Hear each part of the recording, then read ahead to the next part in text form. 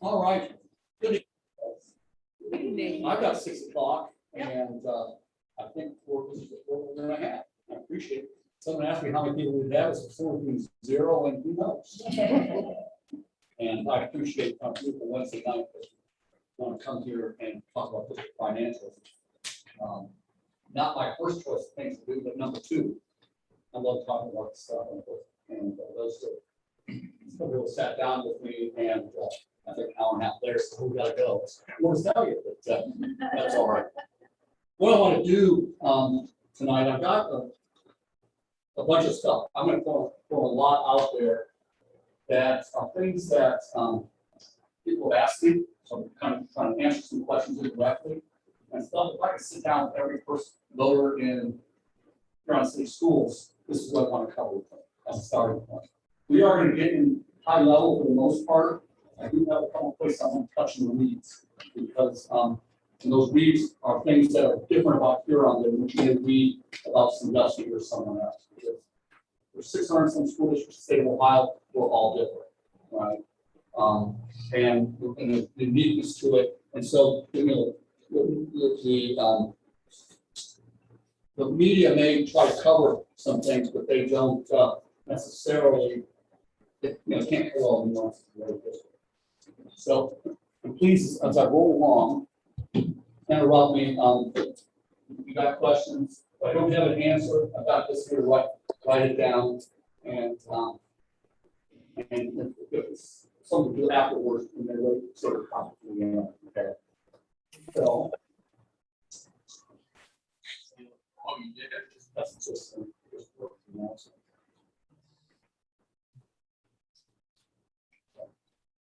All right. So, quickly, just want to give you a quick overview of school finance in general. Talk about our general fund. That's where we spend most of our time. Why is the number of funds that we have fit on 4 pieces of paper, right? 600 funds that are managed by the treasurer's office. The general fund is the one that's most important to us. I'll talk about why. I do want to be on the current food fund, because that is a fund that we collect taxes directly for. Talk a little bit federal funding that we got from ESSER, COVID stuff. I think it's important to get perspective on how much money we got, how we're using it, and how it's being used. And it does impact the general fund to some extent.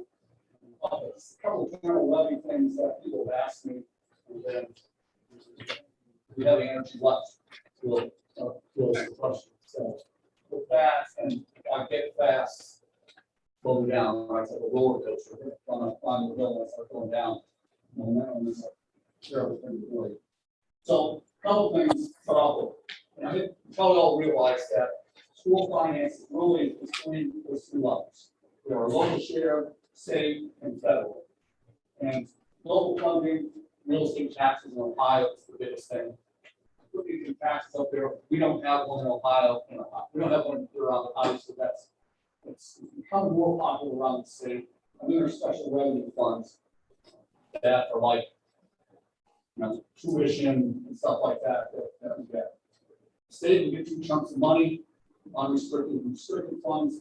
For us, the unrestricted funds are the big funds. We get very little restricted funds. I'll show you that. And then our federal grants, and those are all restricted right there for specific purposes. We don't spend them for those. Annually, we get audited. Actually, we get multiple audits. We're just getting ready to start our. The auditors are working on our financial documents. The auditors will actually look at our books. I've just uploaded most of the documents for them to get started on that. We also get audited for we get some Medicaid reimbursement. We get audited. Food service gets audited on procurement, things like that. So lots of. I think last year I had 4 or 5 audits. The big one though is the annual audit, which we have to an independent accounting firm that we're allowed to go so many years. We're up to 3 more years. Then the state comes in and does an audit. As long as you're low risk, you use an independent audit. And we are a low risk district. Remember, they submit findings and our federal grant spending. Those annual audits look at A lot of things are general fund being the big one, but they also look at our federal grants, or at least one federal grant, the biggest federal grant that we have, and look at it. And this year, it's even bigger because the federal dollars put us over the pressure. Couple things, there's a number of compliance issues on fiscal management, aside from audits. And the 5-year forecast is a big one, my favorite thing actually to do. And we'll talk a little more about that. And the other piece of annual tax budget, I'm not going to talk about that, but essentially the tax budget due in January, that's what we ask the county, say, hey, please cut the taxes, we need money. Right? Because when the county takes a look at it, says, yeah, you really need it in theory, Kelly's Island group, and pays that, they gotta get money back, they can't justify it. They justify the money with that. I'm going to talk about 5-year forecast as my basis tonight. And the reason is that's the most important management document we have.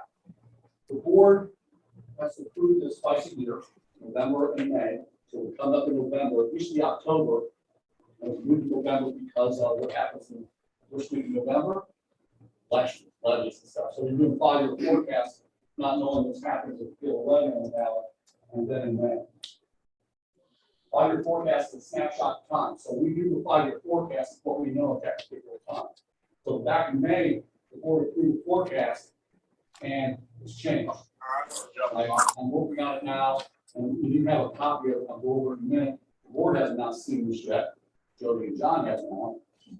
And it's a work in progress ongoing, but I'm using it as a great basis. It's what I know, what I believe I know today.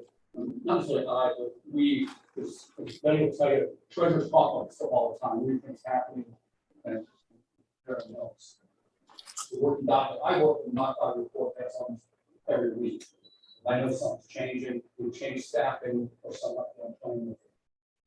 5-year forecast only deals with general fund. Okay, so when you look at our financials, and you see what general fund is where we're mainly concerned. And 5-year forecast consists of 3 previous years, the current year, and the next 4. So what's the most accurate part of the forecast? The previous 3, because they've already happened, right? The current year, hopefully it's pretty good. And the next year is when we know how the state's going to fund us. Out past that, sometimes, you know, I think when they did this last budget, I think we have some fair level of confidence. But a new governor, a new legislature can change that. So why we do the 5-year forecast and what's required, that's more important. The most important reason to do this is that this is the conversation with the board and the community. The board approves it. In my mind, it's not Randy or what the treasurer's forecast is the district's forecast. And so that's what it's a kind of living, breathing documents, and that's what we're going to use it tonight as my basis for discussion. And there's a couple of technical issues, basically for 12 certificates. All that means is we have to show we have money before we sign a contract. Right, the forecast is that basis. For example, we just had negotiation for classified staff this spring. We made a 2-year contract. They wanted 3.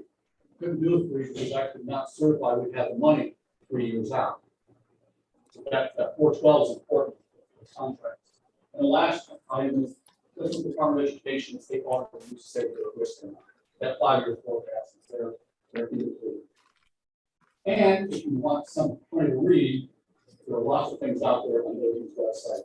So I'm not going to talk through them. But there's lots of stuff out there. You can see past 5-year forecast of this district, any district in the state of Ohio.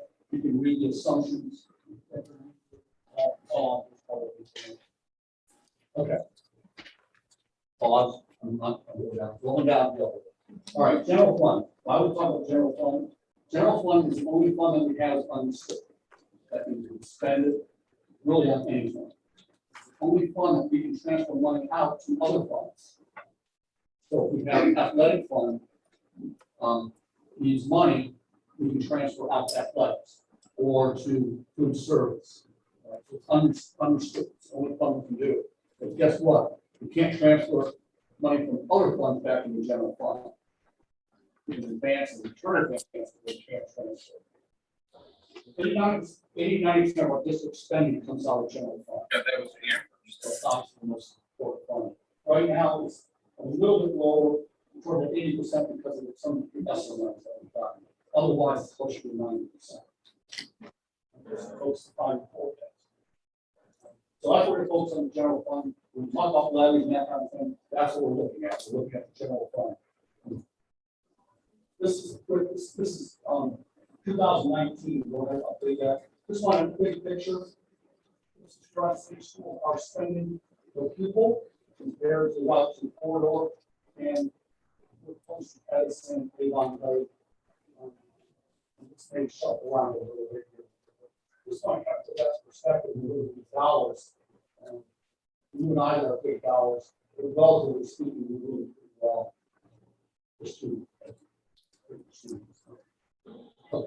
First of all, I just look at it. You got a copy of this just for your own information. It's hard to read. We're not going to look at it this morning. John's glasses are not powerful enough. Okay. Okay. So what I'm going to do is, I was looking at it. Now, when I read a book, obviously, you don't want to do that. But here, I think I always want to know should I be crying or happy or what. So this is, you look at the last part of the chart, previous 3 years. The last line is an ending cash balance in June 30. Okay, so we close the books on June 1st, how much money we have in the bank. 2 lines up is what our spending was for the year, deficit, positive or negative. And you can see the negative numbers. But we have cash in the bank, so it, it's obviously concerning, but we don't account. So the first reaction is, okay, we're pretty good here this coming year. Next year, or then once in 2024, $900,000 sounds like a lot of money, and it might be my checking account. But put in perspective, one of our payrolls is about, is about $400,000. So literally, if we had no revenue, we could do 2 payrolls and we got. This is the end of the year, so this is not quite our lowest cash position in the year. So, and then fiscal year 25 and 26, you can see the deficit spending really ramps up. We'll show why. Randy, is this based on the levy passing or the levy not? It's not passing. One of the things and every treasurer has their own philosophy on this. Obviously, we do some forecasting, right? We're predicting some things are going to happen. Levies are one of those things you generally never predict that. There is a way to forecast to build that in there and projected levies, but you normally do that with the rules. The rules have pass pretty well easily. I do use this, by the way, when I model levies. So when I model levy board, if I'm putting levy scenarios in here, what happens if you pass a levy? What does it look like? And that's how I got this number. So this is when someone asks me why the levy amount for the vast war is because this number right here in 2020. You start seeing next week's numbers. So let's back up to revenue. A lot of numbers here, but we say Huron City Schools, our local revenue is almost 70% of our schools. 27% provided by the state, and then all other like tuition, we have some rental, student fees, that kind of thing. The local revenue are these first 2 lines: general property tax and tangible personal property tax. The tangible personal property tax are utilities, power lines, gas pipeline, that would be Mark Reddit does, Edison this and that. So those 2 lines are our local share. State share is the next 3: unrestricted grants and aid, restricted grants and aid, and property tax allocation. Property tax allocation, we're not going to spend any time on, but just know you'll look at your tax bill, and if you get a discount of 2.5%, as you live in your home, county gives you that discount, the state makes it up. Okay, so that's where that tax allocation comes. And it changes, because guess what? The rules of who it applies to has changed over the years. And so some homes no longer qualify for 10% local allocation. So you can see we had some change over the years in that allocation. That's why. You're not talking about that even in eating. So I thought we've been under the impression that tangible personal property tax is being phased out. It was except for utilities. Okay. It's gone for Okay. anything else. For anything else but utilities, it's still considered tangible personal property. And let me give you an example of a tangible personal property that we don't get a revenue from that we used to live at, Fuji Farms. All that greenhouse, that tangible personal property, it's not real property, so we don't get any tax benefits from it. Inventory is taxable, right? And we're all the end of year inventory, they won't pay tax on it. So that's one way, that went away a number of years ago. So let me get into these state, share, and local a little bit more. Get into the weeds a little bit. This is our revenue in 2007. The blue is the local portion, the green is the state.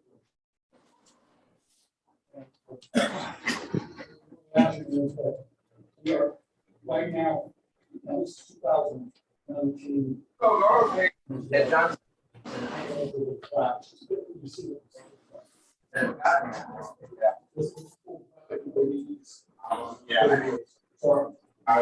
There's a dip, but we look at the cost there, we're not, over the years, we've not seen any significant, no increase actually. Local revenue and state revenue, the same thing. It's lower now, and spend. There's some things on that a little bit. Let's look at the local revenues for just a minute. All the time, property taxes are going up. So the values since 2007, the yellow is residential. You see our residential values are going up. In 2012, and it actually shows rates in the minute. Purple is commercial. And then the red and green, green is public utilities in the red, and now blue is agriculture. So obviously we are residential driven. We will take significant, obviously huge amounts of commercial development to make But it's not. so as property, the message here is property values going up. Here's our effective tax rate. And I see this. Orange bar for the most part is going to drop a little bit, it's plateaued now, can't drop any lower than that. Red is our emergency levy, 2 levies that we have, and just passed last year and the year before. Those are here and their effective rate is dropping. Also, we can't collect any more money on those than we can. So the effective rates will continue to drop. That's that is. The legal alternatives to the bottom is an improvement. And the blue piece is the library bond. The school doesn't get to pass through, we collect it, we give the library bond on it. Trying to explain that to the library is not there, everyone's changed it. The library cannot tax schools, so we don't get anything out of it except it's a pass through. We collect the money and we pass it. So, again, what's happened is as valuations have gone up, our effective millage has dropped. Good news is the orange bar is not going to drop anymore. That state law can't drop below 20. So we will see a little bit more revenue. You'll see that down the road. But the red part will continue to drop. So again, this is just for local revenue. You can see, and this includes property tax and tangible personal property tax. So we're about today, 2020, we're about where we were in 2008. And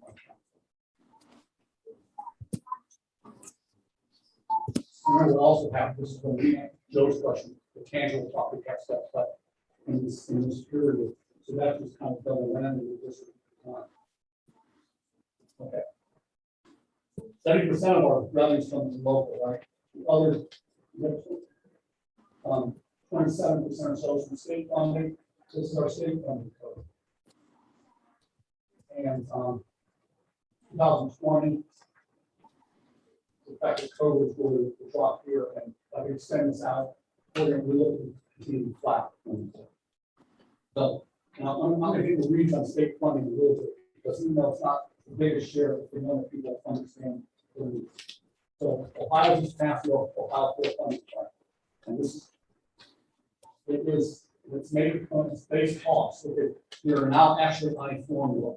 We've not been on a formula for a couple of years. For a couple of years, the state said, "I'll not deal with it. We'll just flat fund in 2019 levels."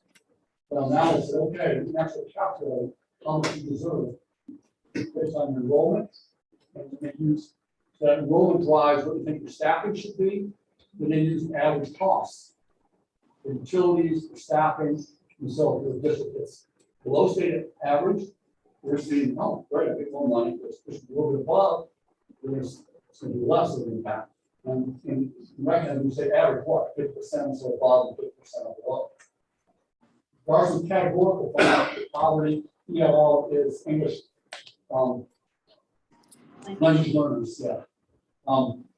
Huron doesn't have a bunch, but for example, this year we have 2, right? So St. Dustin probably has a lot more bigger districts have where English is not their first language. So the state does provide a little bit of funding to help there. Transportation is one of the areas where you get a little bit more money on, and then there's some different money. The new formula takes that formula and says, okay, here's the base cost. I'm going to show you what that is in a minute. Then, okay, how much should the state pay? And how much should you pay locally for? And that calculation is based on 60% on property valuations, 20% on state median income, and 20% on your federal returns. And if you want to guess where Huron sits in all 3 of those categories, we're actually fairly close. We're above the state median income. We're above it, but not tremendously. The other 2 were pretty high.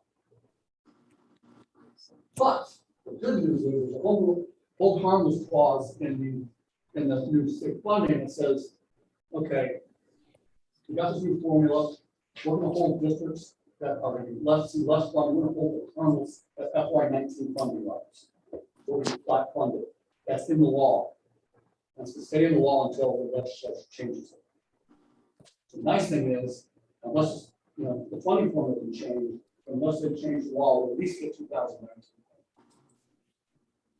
And for us, you'll see this and we get into the expenses. Student wellness fund that the last 2 years went away. It's supposedly, it is built into the funding formula, but in our case, we're see a significant impact on the general funding because that's going away. That was about $350,000 a year. All right, this is going to now really professional reading this out if we're going to get into it. There's like you picture an alphabet A to R with 10 R's. That's how long the formula calculations are. I'm not going to show you all that. I want to show you just a couple of things. So what the funding formula is, you calculate our base enrollment. Now we have the ability to play with this a little bit, but our enrollment's been dropping, but you took modest drops. It takes the district valuation, and it's okay based on valuation and other income things. What is your state share? Well, this year is 7.2%. We're going out is 5%. That's the minimum. Our state share is the state essentially saying your capacity is 95% of that base cost. Don't expect that. So what it says is, funded by the formula, we would get a little less 800,000 this year, about 500,000 going out. Anyone remember what that number was? Actually, it's that line in the 5-year forecast.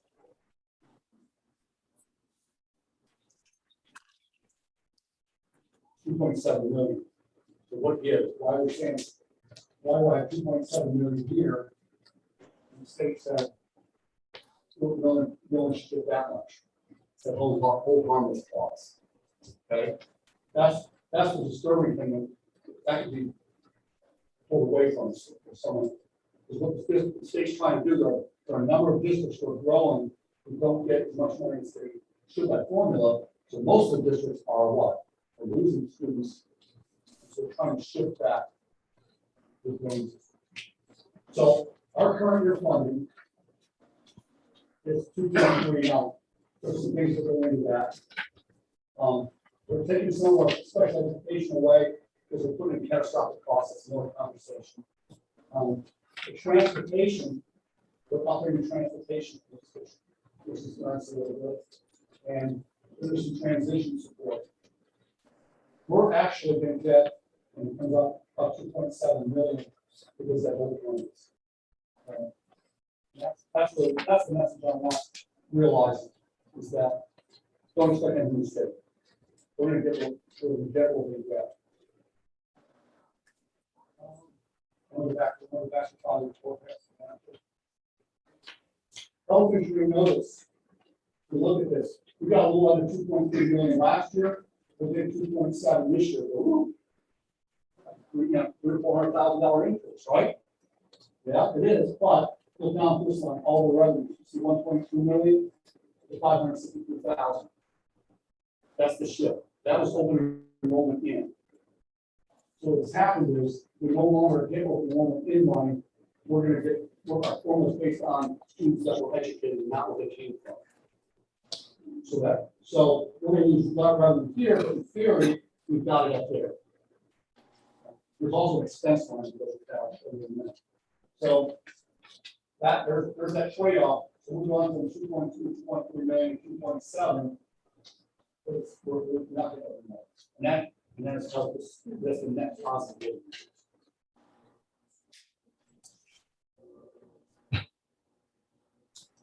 So open enrollment in most of these national revenue growth. Obviously, we did a little bit now for 2004. It's not going to be a game changer. The revenue story. Any questions on the revenue? I'm going to fast going down there. So I just want to make sure I understand this. So in the past, when we've had students that open enrollment, that money from the state follows that student to wherever they go to school. Now you're saying that if we have a student that open enrolls in, that money does not follow them from the state to the school that they open enroll in, that money stays in the school they came from. But we are then tasked with educating that open enrollment student. Right. Without that money following them from their former school. Well, I mean, a little more scenario, start going with a lot of enrollment. Right. Okay. Right. That's the question, because this would we get, let's say, $6,000 for enrollment student in. Right. But now we're not getting it. We saw that 5%. Well, we're not getting it. Okay. Hey, Randy, Yeah. student loans, No. so we're replacing that with general fund. Yeah, I'll show you that. I can show you that. in a second. Yes. Well, let me talk about right now. Yeah. Our student wellness fund, we fund our school counselors out of it, our SRO, our resource officer, and we fund some other mental health services out of that. We have enough. I'm going to pat myself on the back. I saw it going away, so we didn't spend it all right away, and we'll be able to pay for the SRO and mental health stuff this year, and then that gets them back to the general fund. Our counselors will get part of the year, then they have to go back to the general fund this year. So that's so if we look at personnel services, that by the way, personnel service about 75%. That includes wages and benefits, and on purchase service about 18, almost 19%. I'm going to talk about those two. Personnel. So, for example, this year, we have an interim superintendent who is a contractor. That salary is not in here. It's in a purchase service, right? And the counselor is coming back into that fund offset, more than offset that. So, and then next year, because you know, it's significant jump in purchase services. That's because some of the things that have student wellness will come in the purchase service. So the numbers are not, it's hard to compare apples and apples now because things have changed. I'm going to show you some purchase services.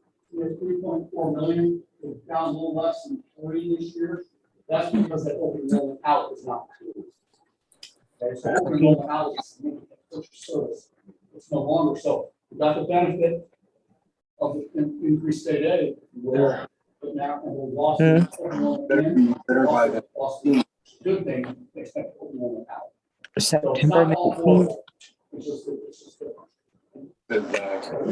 Better to send 2 tickets to So And I know that the different They- districts, the Those state students feel revenue like open people, that trying to be helpful. because you explained it, it's for wealthier districts, so we get less from the state per people.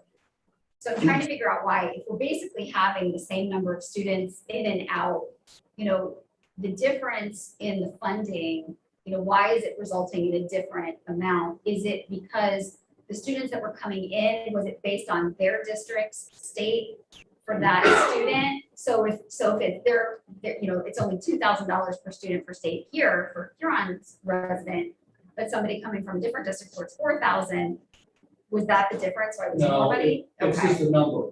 So we had 100 students coming in, and Right. 90 going out. right, So that 10 net students was, that's where, Yeah. that's where the difference is. Because the students weren't the same. The difference Okay. is, if I have a student that lives in Huron, right, goes to Perkins, let's say I right, was getting $1,500 from the state for that student. That was in the formula, right? But $6,000 was going to Edison, so that was a net loss of $4,500 for that Okay. student going out. So, but we get $6,000 per student coming in. So yeah, there is a little bit of difference. Okay. But mostly it's just a sheer number being positive, right? keeping it a Yeah. positive net. So personnel is obviously the biggest thing to do. Ship supplies is right, we're in the business. Our salaries and benefits, look at the total, our certified staff, that is our classroom teachers, counselors, anyone who requires certification, about 71%.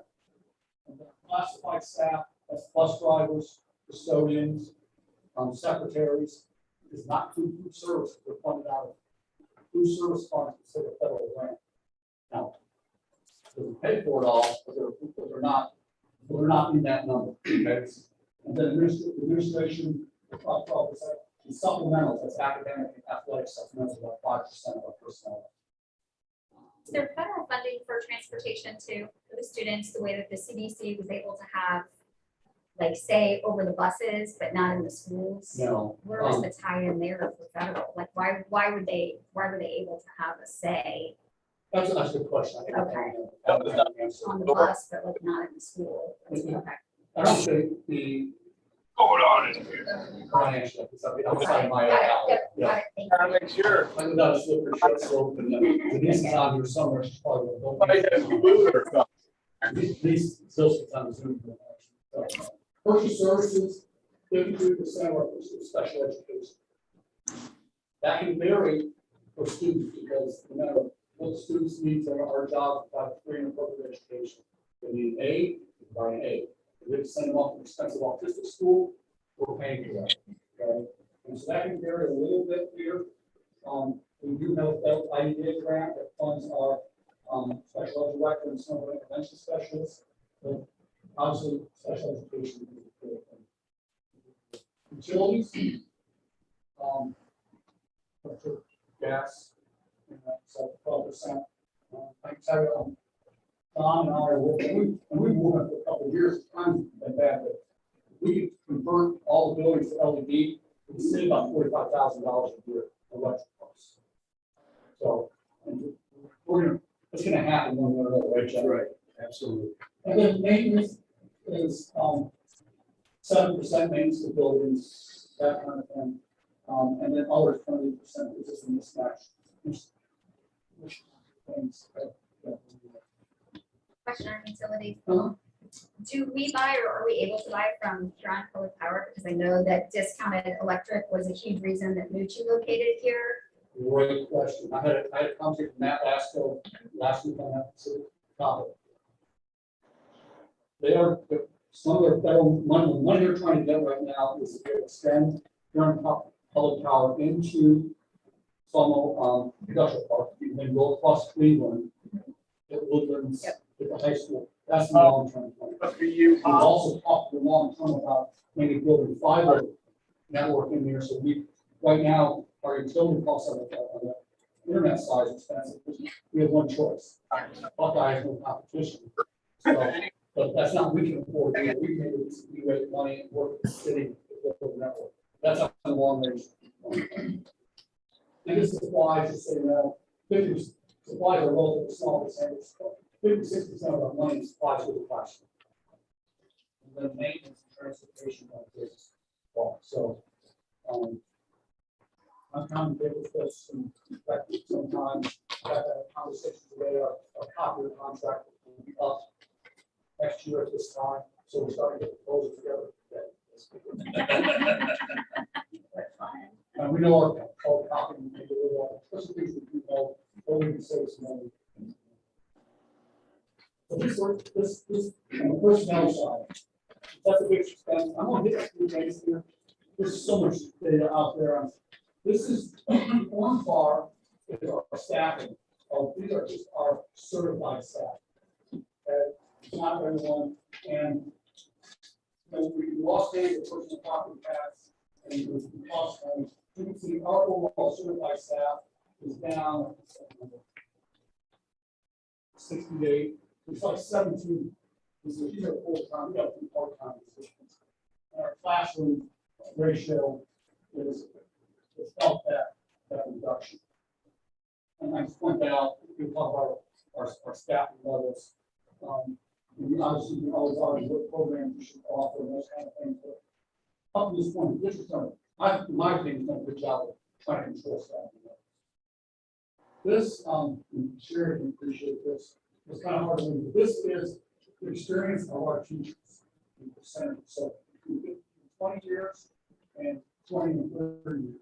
We're almost 50% of our staff has more than 15 years experience. So, we offer early retirement after we will get those people to pay. That's why you do it. Try to, not that we want to, these are your most experienced teachers, over your highest performing, but there is a significant difference in.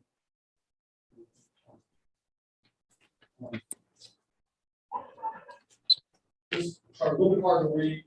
Huron is millimeter.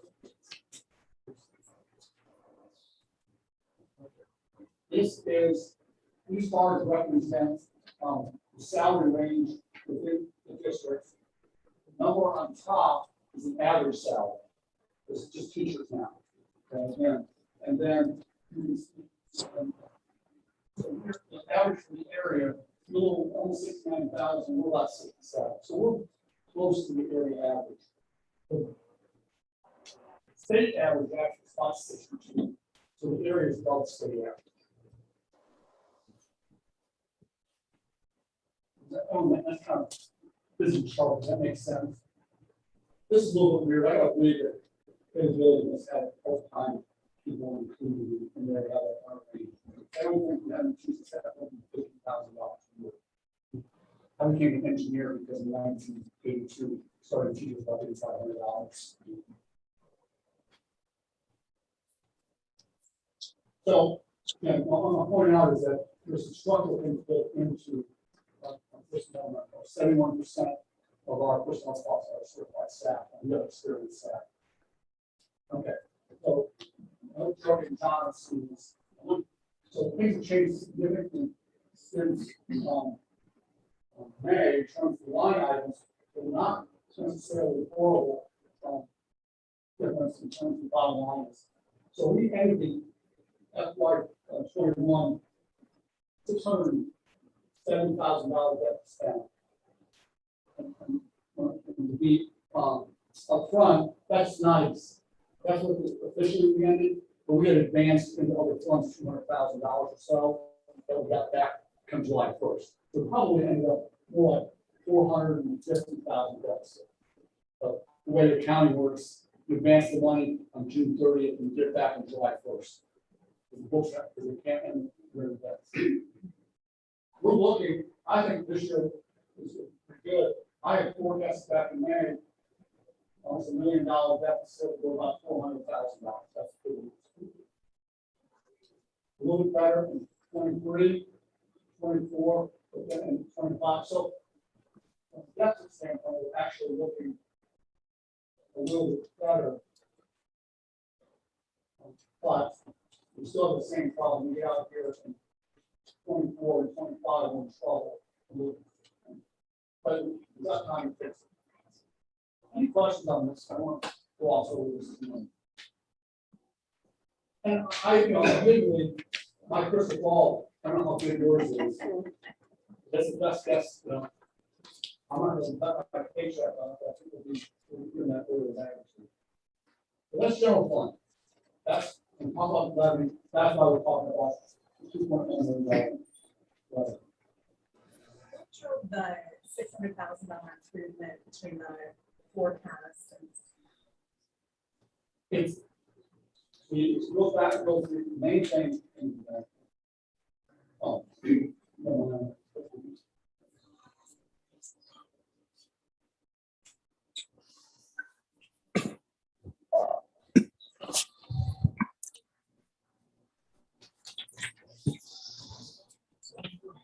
So. Big city, you see 600,000 or so change here, that got moved up into that. So this number was not based on number of enrollment in this thing. So we saw 1.2 million here in other revenues, down about 600,000. So up is because of that. And there's a little transportation stuff. So, I happen to have I have the 5-year forecast from May. The projected revenue for the general property tax is lower. Is that typical to expect? I mean, it's, 100,000 or so, but I kind of thought that would be pretty steady or maybe increase if there's sale or there's greater revenue generated. I didn't expect it to go down. well, it's kind of complicated. What I do in forecast, I go in and I'm estimating, I'm guesstimating, sometimes with projected input on what is expected evaluation, what is expected for new construction. And by the way, if it doesn't show up, I remember it's always a year late. Right, Okay, right. so I put it in, I have a software, I put those projections in, it fits the numbers out.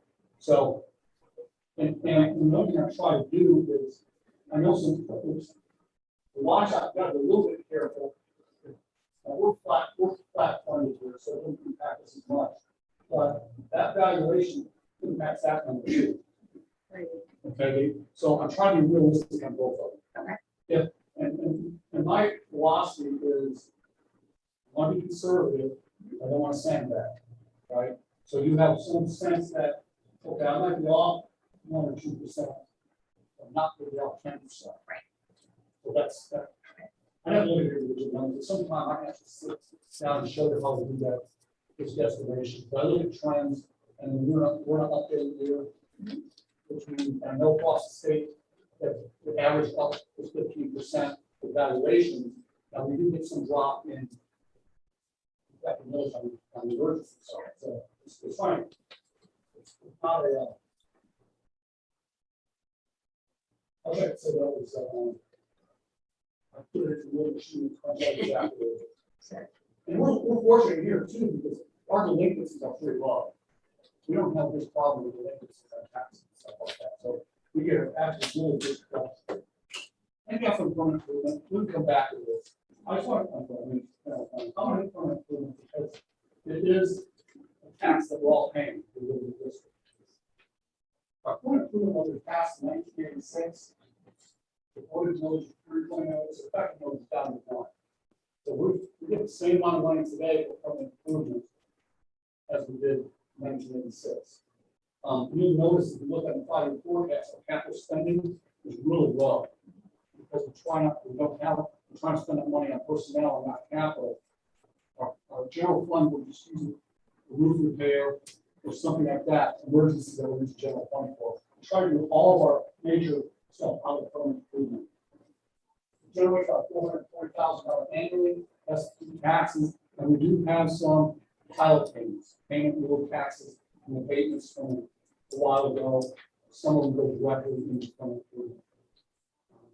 How hard one fell off last year, so we don't that anymore.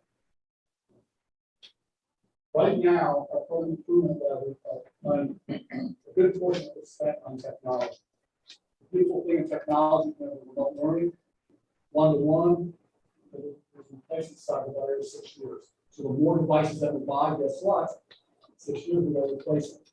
And the district's trying to be smart about in terms of have a plan to be able to, look ahead on this. And I look, I keep folks, we've got to replace the site on all of the computers in the district. In some cases, we're stretching like them.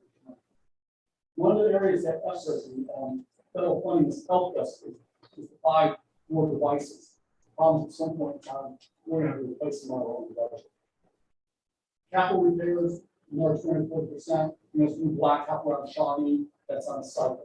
All the buildings are on a cycle, roofs just on a cycle, and we do a little bit of furniture repair. Right now, this will change over time, but we got about 40% of our momentum things that are pushed in the past on capital leases. Not, technically not borrowing, but we, the science labs at the high school, probably money to upgrade them or paying for them over time. And that's in the capital lease project. For example, we did these lights for other in the district, we had a capital lease where the borrows $250,000 or $45,000 for the savers. And pay for these. I just want to bring that up, that recognize down the road, this is completely probably inadequate for the employment. We just spend all that on the employment every year. Okay. Federal funds, ESSER. ESSER one, we received about 194,000. And the ESSER funds are all based on poverty rates. That's it's and we start off with the Huron Virtual Academy. The seat licenses are pretty expensive. Paper staff to support that. Or a bunch of technology. We spend a bunch of money on training and saving stuff. And that money, for the most part, is spent. ESSER two, we're spending now. Again, we're using the HUA. We do have some salaries out of general fund that we're paying for our federal grant or this grant. Positions that we have to really consider eliminating if we didn't use this money. And a lot of the low-learning technology and using it for learning loss. I was screwed up. Learning loss. So a lot of summer programs that we pay for out of ESSER. That's the true fund.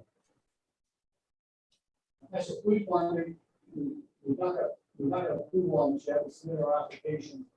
That's a nice chunk of money. I'm going to jump down to here. We're going to spend almost 20% of our learning loss. And we'll continue to operate HBA with it. We still have some instructional staff to plan. And we're looking at using some of this money for facility upgrades, touchless faucets, and some restroom upgrades, and that kind of thing, some capital stuff that we do not have permanent money to do it that we can done. The women's restroom, the high school water gymnasium. Disgusting, okay? We're hoping to be able to use that money to non-contact stuff. And all the buildings replace faucets for non-contact faucets. So we are using some of this money to offset some general fund. What's the downside? When this money goes away, paying staff out of it, you got to decide you want to keep that going or not. Staff is not very expensive, the license licensing is. I'm sure that right now seat licenses. What is our approximate goal right now in HBA? So student-wise, we opened it to high school students and then significant situation guidance. We currently have 9 full-time students between the junior high. So we also have 30 students on seat licenses for remedial coursework. Okay. So these are credit recovery type situations. They may have failed, if you will, the first semester of algebra. We are retaking it again through this with one of our math teachers. And are these credit recovery students our own students, or are these students from elsewhere that can just enroll in HBA? These are currently all our students. Okay. Well, that's a question we have to answer on the road. My experience is credit recovery is something that we need to do some way somehow. So And we have recovery that they have their ingenuity and looking at the price comparisons for what you got between the two students who are achieving, we're probably going to find. increase last year? No, that's the one we're currently, so that's the school's bill. How did the numbers change from last year to this year as far as the enrollment? Roughly. Oh, gosh, lots. Yeah. But it was also open, K through 12. So we finished the year, Not high school long, the secondary six not more than elementary. Off the top of my head, we finished with 72, 74 next year. So, and then there was a significant number still. But we've had a lot of students come back. We've had students also come back from other virtual platforms as well. So that's great. That's, so we understand we get the whole federal money. And that's what we're all asking. And now, we're all going to do this thing. It's not fun. But we have a plan and, so we got a plan and some of the. Last thing I want to touch on, I was a question, this is directly a question I received.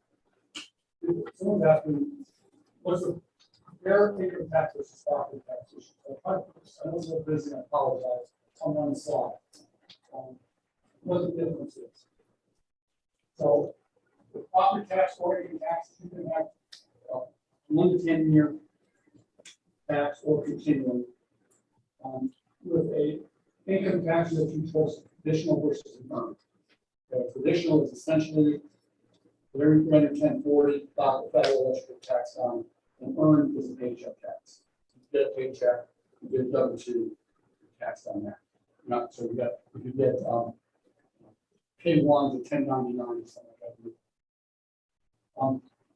Property tax is a fixed amount, so we pass the value 2.1 million. And that one collecting more than 2.1 million. Takes approximately a year to get full collection on property tax. That's the and on for income tax takes about 18 months. So it takes longer to get the benefit. The income tax is going to do in 40% increments.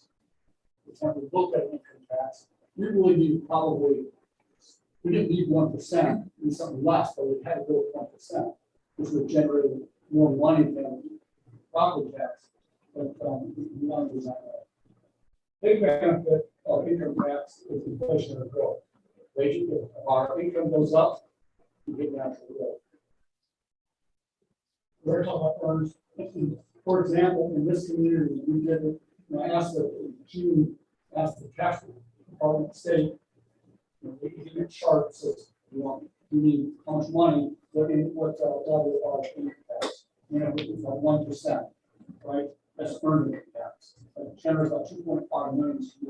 We expected traditionally about 3.7 million. That tells you the gap we have in paychecks and total income. It's significant. But when income tax is not affect businesses, it's paychecks, right? And of course, for those of us who own homes, it's not super manage to pay their share. And get full payments from a cash flow standpoint, you like if you're getting paid 4 times your inflation on property tax. Another big factor of property tax is commercial rate. You notice our rate is about 30 mils for residential, it's about 40 mils for commercial. They don't have the discounts and stuff. So someone asked me why not, and my recommendation, I'll say it publicly against whatever public will pass. Okay, that's kind of snarky sounding, but depending on where you are, I can tell you personally, property tax can cost you less. But as I said, this might be fair depending on your perspective, which also takes time. So, the question came up. I showed this to the board back in May. This, I know it's complicated, but this is the levy pass in November this year. The light blue right there is okay. You don't pass the levy, something comes out, cost $2 million. The dark blue line is kind of what the ideal or where we should be with cash and bank. The red line here is that $2 million. That to me is the minimum. At that line or below, you're borrowing during the year, taking the payroll. The state has a fund that you can borrow from, oh, I'm gonna get my tax payment next month. I can borrow my payroll this month. So. You can see the impact. The red is the levy pass in November. And then we didn't do anything impact, but we did. You see the orange. It's while it's flat, they have a little bit longer positive impact. And the question, well, we'll have to make some that. Then the light blue is a big $2 million investment eventually. And that's been why the red end is property tax and orange is income tax. Income tax law. July, you're borrowing sometimes you live in the payroll. So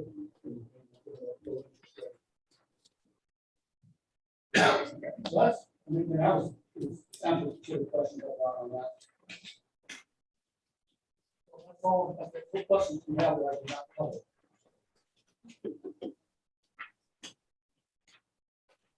Let's put them on the spot. Some of y'all.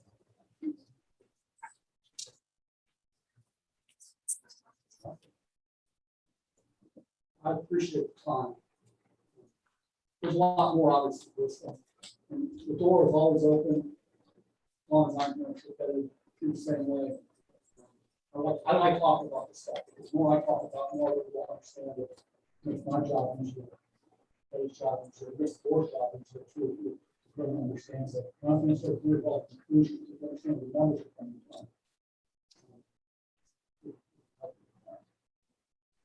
Yes. Where do you find like the verbiage for the actual levy that's going on now? The language Yeah. or the elections website. I don't know if they have it ready yet because they haven't called me the proofreader. They get the language ready, but they have to proofread before they put it out. They haven't called the stuff. It wasn't there that. But that's the board of election site. As soon as that issue is available. Different language that was proposed. It's the same, it's the exact same language as last time. We have, that's one of the other trying to produce that language. It's not something you like. We don't speak about that, fortunately. And some of that language is statutory. It's got to be written that way. That's their job. So we have to write it. I think it would be a better way to describe it right now. Anything else? You have a good question. Good question. Yep, absolutely. Thanks for setting this up. If you want to do it again, I don't have to meet or small group or one-on-one, just let me know. Budgets for building. So I mean, I know we're looking at the district's budget. Are there budgets set for like the high school and Huron? Kind of. What we do is we use for small district. What I do in February is I print out sheets for the buildings, the principals that have the previous 3 years spending in the current year, and then look at those numbers, what you see changing. And they pretty much only thing they're commenting on are purchase services and supplies, because they really don't have control directly on personnel. Now, we'll talk about personnel, the superintendent and the building principals and staffing, but really I'm asking most about supplies and then Dr. McDowell talking about textbooks and curriculum. So it's not a lot of money, right? You look at our budget, it's personnel and purchase services, but the buildings you provide input on what those budgets are. You really don't. I look at it by building a little bit, but it's kind of thing is, Williams is not going to spend all this money, but we need a third shiny. First thing I think that makes me wonder, if there is a proposed closing of a building, McCormick, understanding that some of the staff would just shift because the number of children is not changing, it's just shifting location. But some of that would be attached, some of the staffing would be attached to that building. So what does that look like? And I don't know if you have thought about that or if that's something that you would be able to put together or if you plan to share that at some point of, we understand like this may be some staff that the jobs will be eliminated as part of closing that building, in addition to the operating costs. What does that look like, so we have a full sense of it? Yes, so Michael Corner, let's just be really upfront. Right, right. You hit the nail on the head.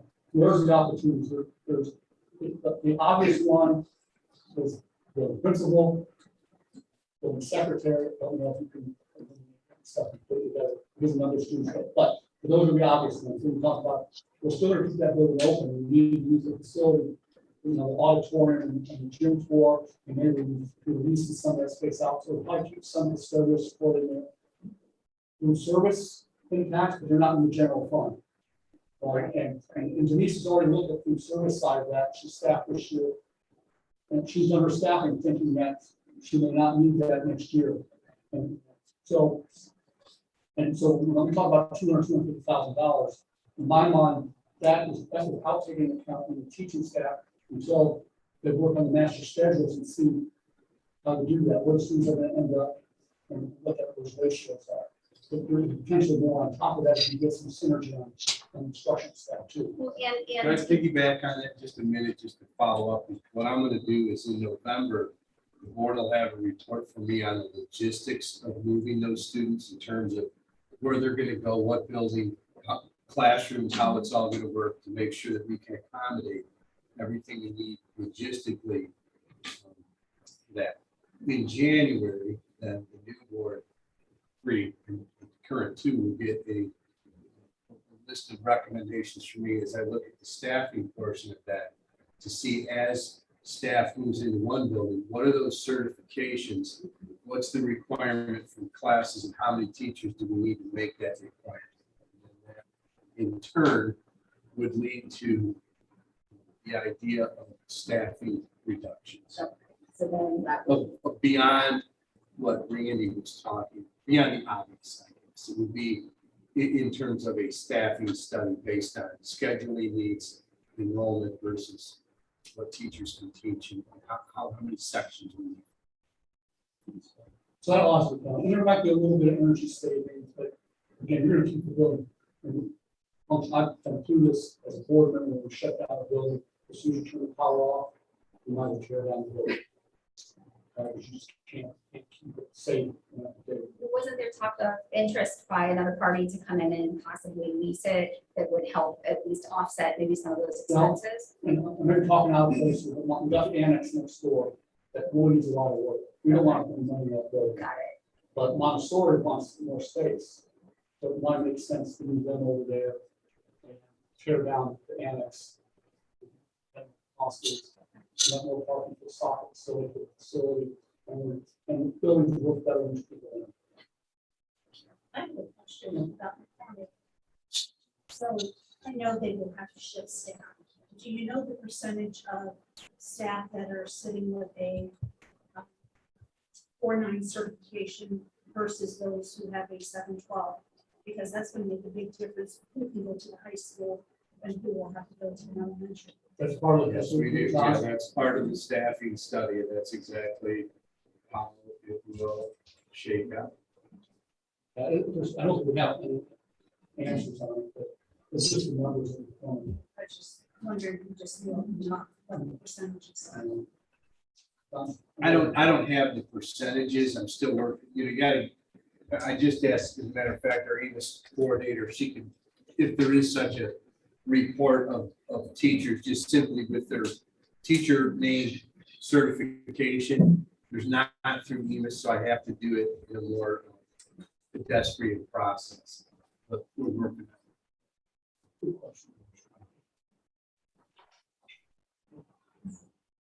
Yes, ma'am. This may be more for the board, but do we know if this levy is not passed, there will be changes, correct?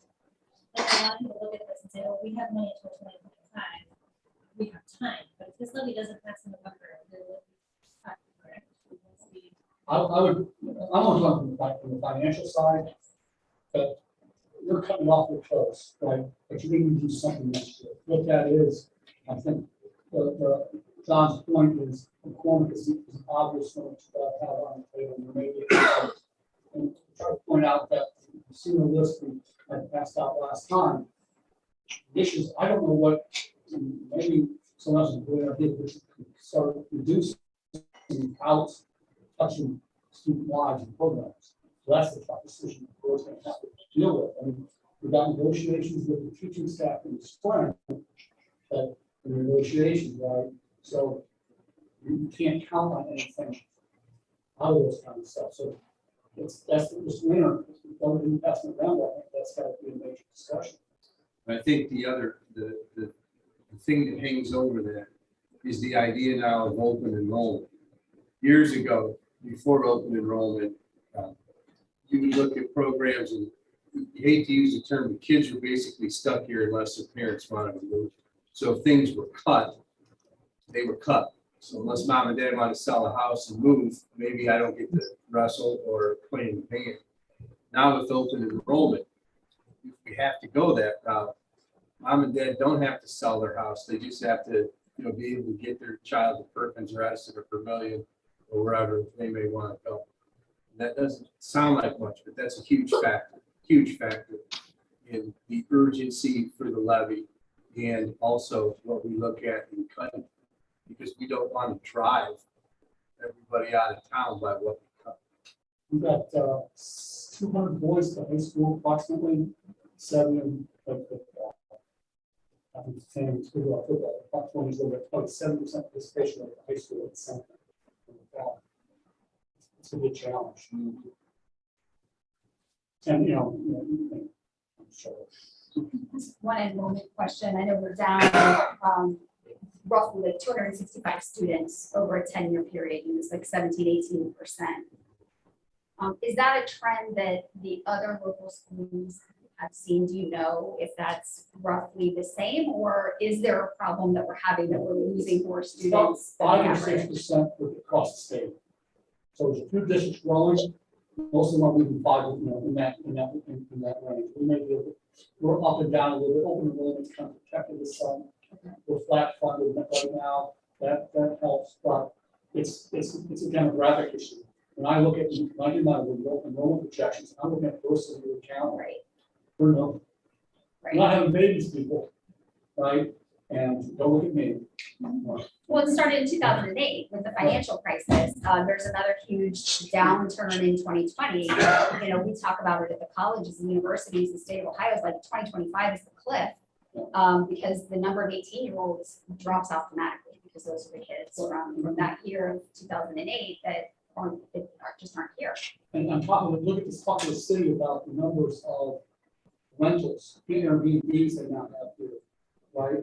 Yeah. So you're not selling homes to families. My condo, if I could rent it out, I can make more money than I could sell it, right? And so that's the economics of it. We're a retirement community. Back District College School Board, they peaked on their enrollment in 1974.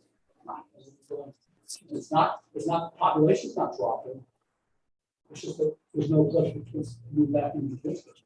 Like our county has a landlocked district. Most people, what few agriculture have housing developments, affordable housing. It's gonna be a challenge. And so open enrollment ends up being that battle, hey, in my school, So, I don't know how you around it. Probably just have different problems. Try to figure out how fun you can build.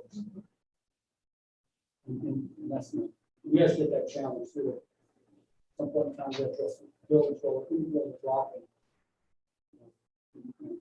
Nobody can go down to 3, but maybe 3.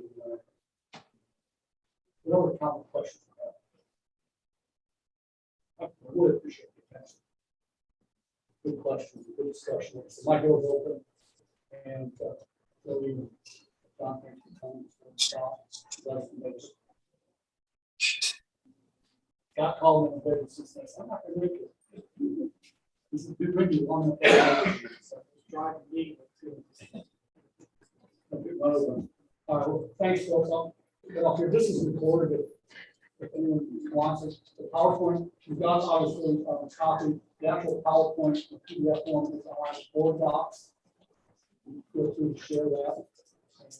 Just note that the 5-year forecast is 5-year change between now and 14. That's what it looks like today. Everyone. Thank you. Yes. Okay.